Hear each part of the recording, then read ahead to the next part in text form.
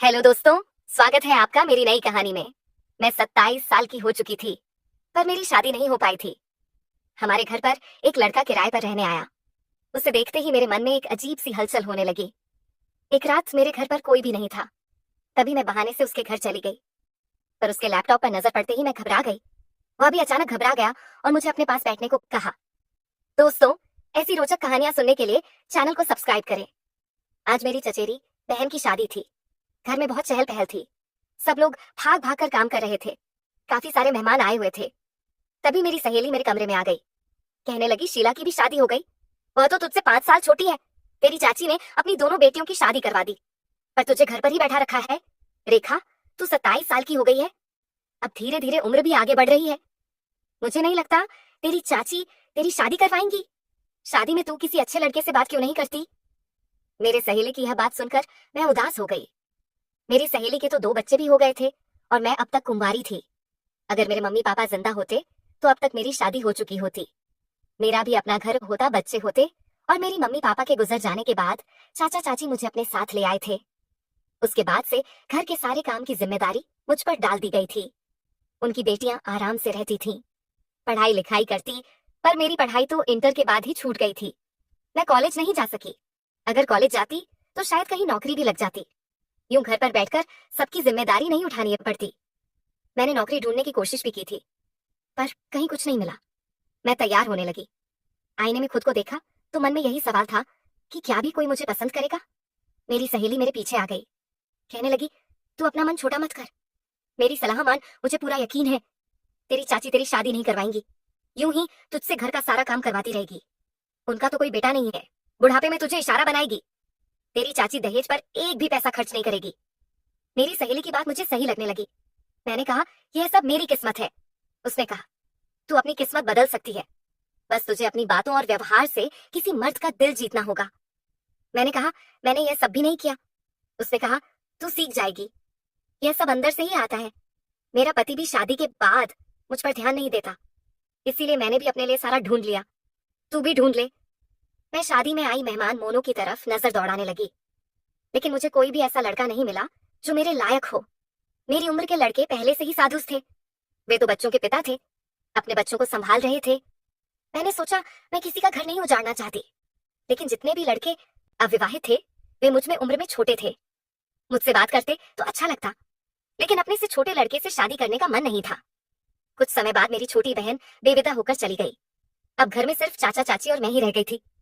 घर का सारा काम मैं ही संभालती थी। एक दिन चाची ने कहा, हमने नया किरारदार रखा है, और कुछ पानी की बोतल देकर कहा, जाओ, वह नया नया आया है, उसे पानी देकर आओ। मैं पानी की बोतल लेकर नीचे गई और दरवाजा खटखटाया। जब किराएदार ने दरवाजा खोला तो उसे देखकर मैं हैरान रह गई। वह काफी हैंडसम था।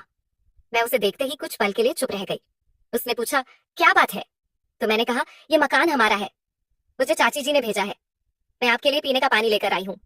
आप आज ही शिफ्ट हुए हैं, इसलिए चाची ने कहा, आज का खाना भी भिजवा दें ताकि आपको कोई परेशानी ना हो।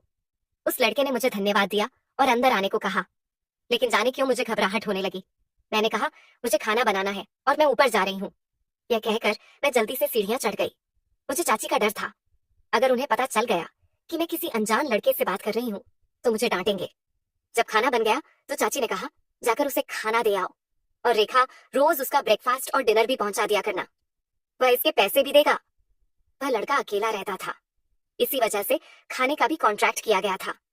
मैं मन ही मन सोचने लगी, मेरी चाची तो खुद खाना बनाती नहीं है, मुझे एक और इंसान के लिए रोज एक्स्ट्रा खाना बनाना पड़ेगा। चाची के सामने हाँ में सिर हिलाकर मैं खाना लेकर उसके पास चली गई। जब भी मैं उसके पास जाती मेरे मन में अजीब सी बेचैनी होने लगती थी। मैं उसे आते जाते देखती रहती थी। दिन में 2 बार खाना देने जाती तो उससे मुलाकात हो ही जाती। कई बार वह मुझे घर के अंदर आने को कहता, लेकिन डर की वजह से मैं कभी उसके कमरे में नहीं गई। उसके घर पर मैंने आज तक किसी को और को नहीं देखा था। शायद वह सच में अकेला ही रहता था। कभी कभी वह तेज आवाजों में गाने चला देता जो ऊपर तक सुनाई देते थे, और कभी कभी उसके घर के बाहर खाली बोतलें दिख जाती थीं। वह अपनी ही दुनिया में रहता था। मुझे नहीं पता वह कहाँ काम करता था। एक दिन मैंने अपनी सहेली गीता को उस लड़के के बारे में बताया, तो गीता ने कहा, उसे अपने करीब लाने की कोशिश कर, मैं तुझे बताऊंगी लड़के कैसे प्रभावित होते हैं। उसकी बात सुनकर मैं डर गई और कहा, गीता, मुझे ऐसे तरीके मत बताना। उसने कहा, तेरी भी तो अपनी जरूरतें हैं, कई कोई तो होगा जो तुझे समझे। तेरी चाची तुझे सारी जिंदगी घर के काम कराने के लिए ही रखेगी। उसकी बातें सुनकर मैं चुपचाप घर आ गई, लेकिन उसकी कही बातें मेरे दिमाग में घूमती रहीं। एक दिन चाची ने मुझे घर बुलाकर कहा, आज हमें एक शादी में बाहर जा रहे हैं, कल सुबह तक लौटेंगे। तुम नीचे जाकर मनोज को खाना पहुंचा देना, भूलना मत। मैंने कहा, जैसा आप कहीं चाची जी। बाद में मैंने अपने लिए और मनोज के लिए खाना बनाया, फिर सोचा बे जाकर दे आती हूँ। जाने क्यों उस दिन मेरे दिल में अजीब सी घबराहट थी। घर में मैं बिल्कुल अकेली थी। आज चाची चाचा दोनों नहीं थे। मुझे लगा यह ऐसा ही मौका है। गीता की बातें फिर से याद आने लगी। मैंने सोचा मैं यूं ही कब तक अकेले रहूंगी। इसी सोच में मैंने उसके घर की एक्स्ट्रा चाबी ले ली और बाहर से ही दरवाजा खोल दिया। मैं चुपचाप उसके घर में चली गई और उसे चौंकाना चाहती थी, लेकिन मुझे अंदाजा नहीं था कि मुझे खुद हैरान होना पड़ेगा। घर में अंधेरा था। मुझे लगा शायद वह बाहर गया होगा। तभी मैंने उसके कमरे से हल्की सी रोशनी देखी। जब मैं कमरे के पास पहुंची तो लाइट बंद थी। शायद लैपटॉप की रोशनी थी और कुछ आवाजें आ रही थीं, जिसे सुनकर मैं घबरा गई। मैं सोचने लगी, ये क्या कर रहा होगा। बिना सोचे समझे मैं कमरे में चली गई और लाइट जला दी। सामने का दृश्य देखकर मैं सन्न रह गई। वह भी एकदम घबरा गया और खुद को संभालने की कोशिश करने लगा। मेरी नजर उसके लैपटॉप पर गई। मैं वहीं खड़ी रह गई। मुझे यकीन नहीं हो रहा था। मैंने मन ही मन खुद को दोष दिया कि मुझे पहले दरवाजा खटखटाना चाहिए था। मैं गलत समय पर आ गई। वह मेरी तरफ देख रहा था, फिर उसने जल्दी से लैपटॉप बंद कर दिया। मेरा गला सूख गया था और मैं बोल नहीं पा रही थी। वह अकलाते हुए बोला, तुम यहाँ क्या कर रही हो? मैंने कहा, मैं तो रोज इसी समय खाना देने आती हूँ। उसने कहा, तुम रोज दरवाजा खटखटाती हो, आज ऐसे कैसे आ गई? मैंने कहा, बाहर अंधेरा था, मुझे लगा कहीं तुम सो तो नहीं रही। क्या तबीयत तो ठीक है इसलिए आज अभी से दरवाजा खोल दिया। आज चाचा चाची भी घर पर नहीं है, अगर तुम्हें कुछ हो जाए तो मुझ पर मुसीबत आ जाएगी। यह कहकर वह कुछ पल के लिए वहीं खड़ा रहा, फिर धीरे धीरे मेरे पास आ गया और बोला, तुम्हारे घर पर कोई नहीं है क्या? उसकी बात सुनकर मैं और घबरा गई और न सिर रुला दिया। उसने मेरा हाथ थाम लिया और बोला, क्या तुम कोई मूवी देखना चाहोगे? यह कहकर उसने लैपटॉप फिर से वीडियो चला दिया। मुझे लगा मुझे यहाँ से चले जाना चाहिए, लेकिन मेरे कदम जैसे जड़ गए हो गए थे। गीता की कई बातें मेरे दिमाग में घूमने लगी। गीता बार बार यही कहती थी कि इस लड़की को अपने करीब लाना चाहिए। उसके कमरे में खाली बोतल रखी हुई थी, शायद उसने कुछ पी रखा था। उसने मुझसे पूछा, क्या तुम ऐसा चाहोगी? मैं कभी लैपटॉप की तरफ देखती तो कभी उसकी तरफ। मेरी हालत बहुत उलझन भरी थी, लेकिन हम दोनों के अलावा भी मेरे दिमाग में एक तीसरा चेहरा था, मेरी सहेली और उसकी बातें कि तेरी शादी कभी नहीं होगी। न जाने क्या हो गया। मैंने हाँ में सिर हिला दिया और कहा, लेकिन मैंने यह सब कभी नहीं किया, मैं अब तक अकेली रही हूँ। उसने कहा, मैं तुम्हें संभाल लूंगा। ये कहकर वह मेरे और करीब आ गया और मुझे थाम लिया। रात बीतने के बाद मैं अपने घर लौट आई। आईने के सामने खड़ी होकर खुद को देखने लगी और सोचने लगी, मैंने यह क्या कर दिया? अब तो सब कुछ बिगड़ जाएगा। अगर चाची को पता चल जाए तो वह मुझे घर से निकाल देंगे। ये लड़का मुझसे सच्चा लगाव नहीं रखता, ना वह मुझसे शादी करेगा और ना कोई और करेगा। जब सबको यह बात पता चलेगी, मेरी आंखों में आंसू भर आए और मैं रो पड़ी। मेरी आंखें लाल हो गई थी। तभी घर की बेल बजी। मैं डर गई, कहीं चाचा चाची तो नहीं आ गई। जल्दी से मैंने चेहरा साफ किया तो दरवाजा खोला तो सामने मनोज खड़ा था। उसे देखकर मैं हैरान रह गई। उसने कहा, अंदर आ जाओ। मैंने सिर हिलाया। उसने कहा, तुमने मुझे नाश्ता नहीं दिया इसलिए आ गया। मेरा चेहरा देखकर वह समझ गया कि मैं रोई हूँ। मैं नाश्ता बनाना भूल गई थी। मैंने कहा, बैठो, अभी बनाती हूँ। मैं भी जल्दी से नाश्ता बनाकर ले आई और हम दोनों साथ बैठकर खाने लगे। तभी मनोज ने मेरा हाथ थाम लिया और बोला, कल की रात मुझे बहुत खास लगी। मैं चाहता हूँ कि आगे भी हमारी जिंदगी यूं ही सुकून भरी रहे। यह सुनकर मुझे लगा शायद वह मुझसे शादी की बात करेगा। तभी उसने अचानक कहा, मुझे बीना की याद आ गई। बीना का नाम सुनते ही मैं चौंक गई। मैंने पूछा, कौन? बिना उसने कहा, मेरी पत्नी यह सुनते ही मेरी आंखों से आंसू निकल गए आए।